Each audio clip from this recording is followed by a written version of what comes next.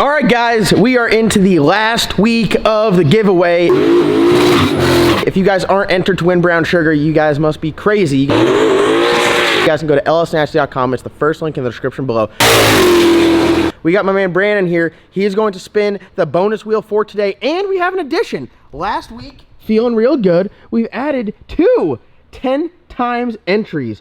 Feeling real good. Brandon, will you give us the honors? Yeah, got my Dude, lucky slick Rick shirt look on. at that. Decked out in his LS Nasty gear. lsnasty.com. First link in the description below. Give her a spin. Oh, that's a healthy spin. One of the best so far. What's it going to be? Today, Friday. No. No! Oh my God!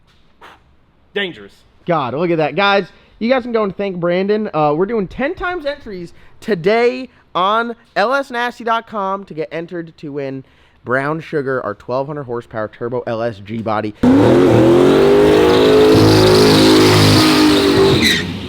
If you guys go down there, the link in the description below, every dollar you spend will get you 10 entries to make that badass hot rod your own. So go to lsnasty.com, shop around. We got a bunch of amazing merchandise. Brandon's rocking a hat, and turn around, look at that shirt.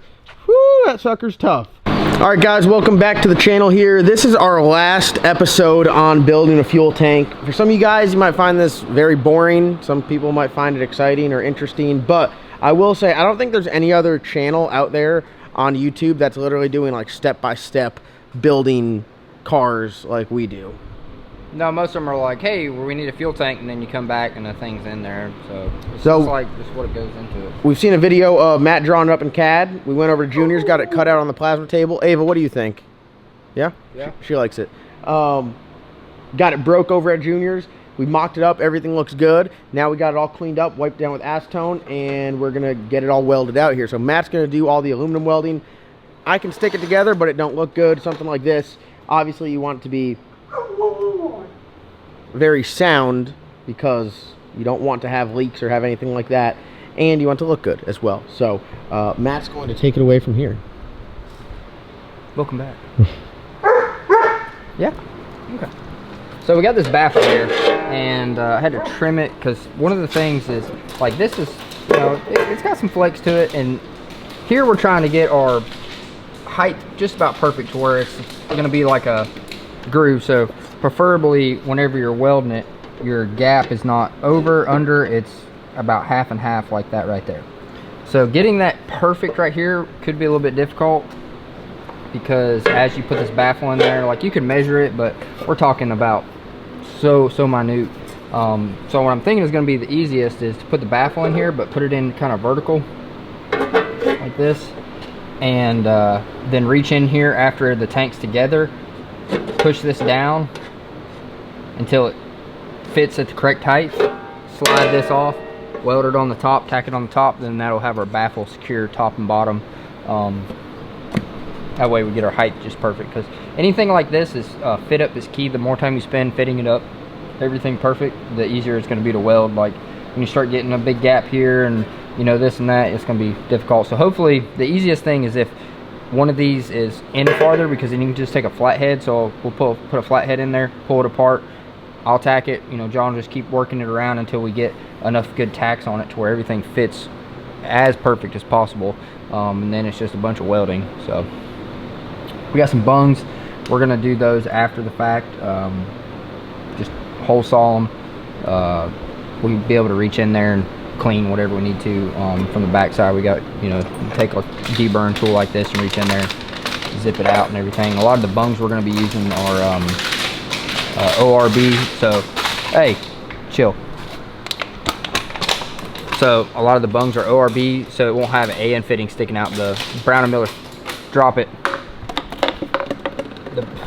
The Brown & Miller fitting will actually have the O-ring and the fitting on there, so you it's a little bit lighter, and you also a little bit more compact, because we're planning on mounting the fuel pressure regulator on here. It's kind of close to the exhaust, but just like everything else, not really worried about the heat too much, just because it's full of fluid, and it'll kind of act like a radiator, you know, fluid pulling heat out of the regulator. So, Heat exchanger. Heat exchanger. So, all right, so we're gonna get everything set up, tack this in here first, and then put it all together, bend it, tack it on the top, and throw it together, and get the rest of it. Hell yeah, we're building them. Building them.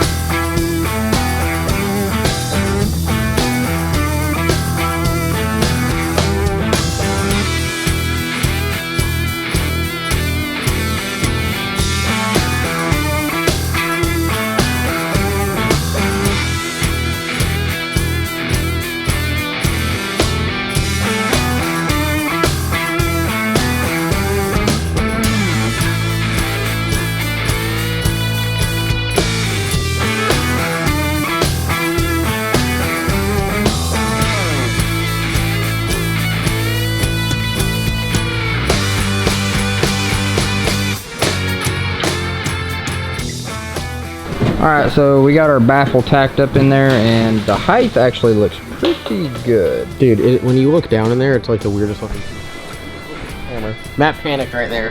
Matt panicked. He's like, edit this out. Look how weird it looks. Just because it's like... How big is that thing? It's actually our... So, hold on. I have a question we're thinking right now. Will fuel get above it? Above the holes? On this side? Or will it just go even to the holes? Like, how do we fill up this area of the baffle? If the hole's not high enough. Are you?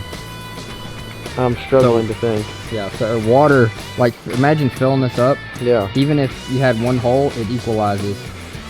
So the pressure of this pushing down on this will fill this up to the same height. Just like when a ship Titanic. Titanic. Yep. Sorry, yeah, it sounded stupid, but it was a valid question. It was. Hey, nothing wrong. I didn't know if we had to have questions. a relief hole here or something. No. With it, and plus with how loose it is on the sides, it could probably... Oh yeah, dude, that too. There's a lot of things. But just if it was welded all the way out, the holes, it would equalize itself.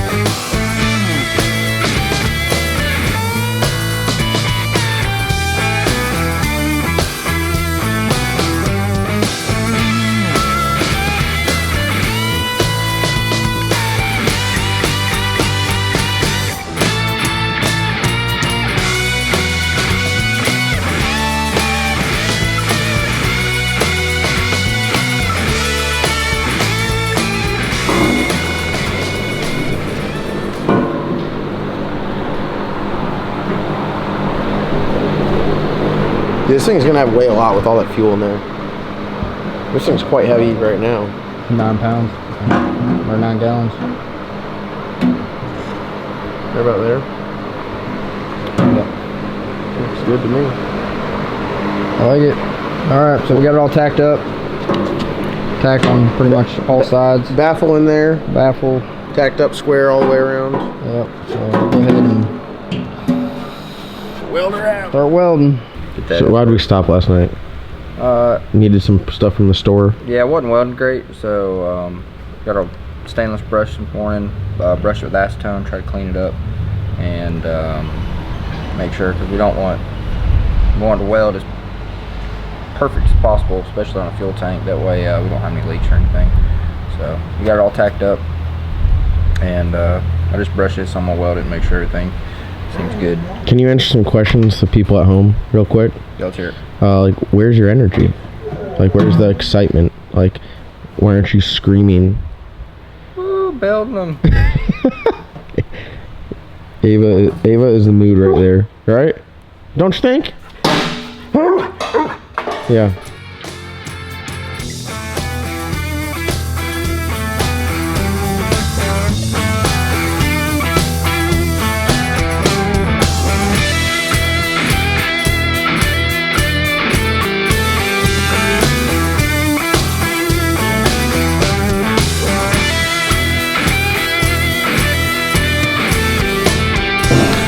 All right, guys, Matt's over there getting everything all welded out. While he's doing that, we showed a little time-lapse video of him welding.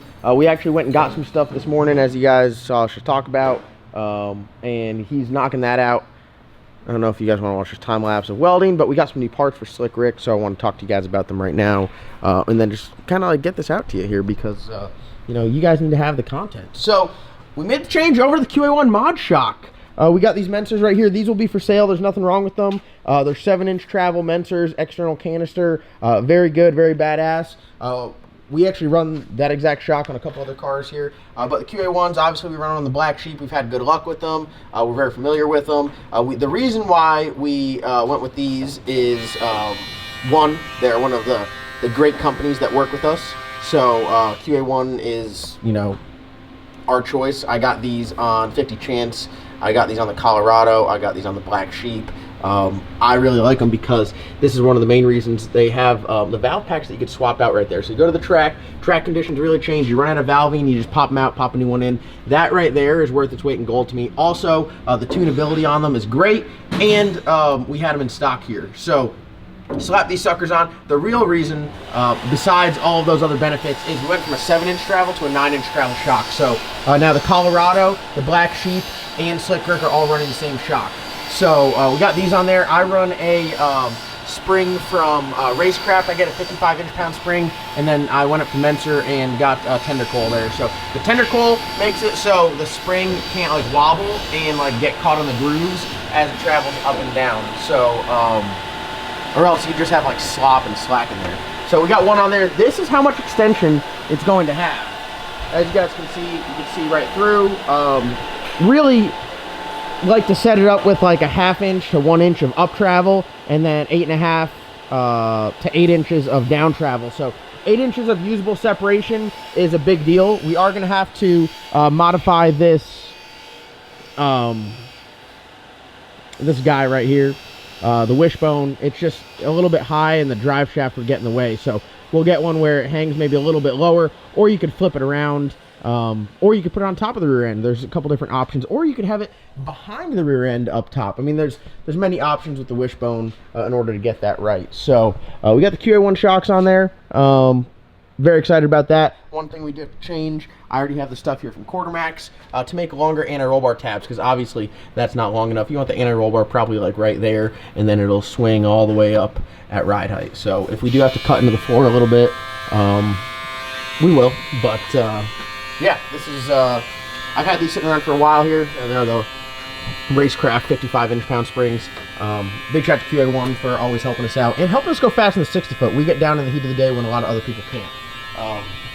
Alright, so we got some, in here are the air launchers from Quartermax. Quartermax is another company that we work with a bunch. They have the air launcher kits, and then Motion Raceworks. Talked to Tristan over there and got some orange Stroud 430 parachutes ordered up. So you guys know we rock the orange parachutes everywhere we go, and yeah, we love those. So air launcher setup. Sold the spring launchers, going over to the air launcher. Leaving these wheels on here. We're gonna get them all polished up.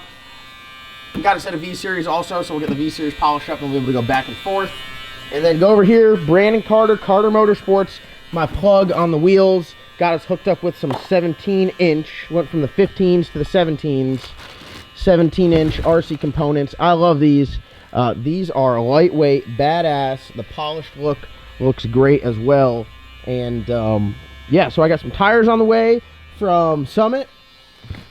Got to put the brakes on there, put the bearings in there, get them on the car, and then we should be ready to rock with that. The Strange brakes, they're in really good condition, so don't really like to mess with them much. But we're just really just plugging away on this guy here. Matt, we're building them.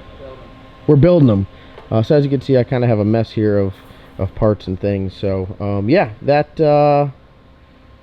what we got going on here. Slick Rick is getting built. The plan is next Wednesday we're going to take it up to Brown and Miller and plumb it there. We do have everything to do the crimp fitting stuff here, but they have like a plethora of fittings of like O-ring fittings and like tight radius fittings and 90s, 120s, 60s, 1, 2, 3, 4, 5s. Like they have every fitting known to man there. So if we get into a situation where we want to run one of their like badass fittings that we don't have here, because here I keep the 90s, 45s, 60s straights. You know, we might need a 120. We might need a 120 O-ring. They have them all in stock. So we're just going to take it up there, plumb it. They'll make all the lines, pressure test all the lines, and then we'll stick them on the car and come back. The good thing about doing the crimp fitting stuff is even like when we do it here, when we go to Brown & Miller, you can do the whole car in a few hours. And we're going to do, you know, the burn down tubes. I got a lot of parts on the way. So we're really hoping to have this sucker done, fired up, pretty much race ready by Friday. That's the plan of next week, obviously. Today's Friday. So that's what we got going on. So don't forget, we're giving away brown sugar. Go to lsnasty.com to get entered to win. We're in the last week of the giveaway. You guys would be crazy if you're not entered to win. And we'll see you guys in tomorrow's upload.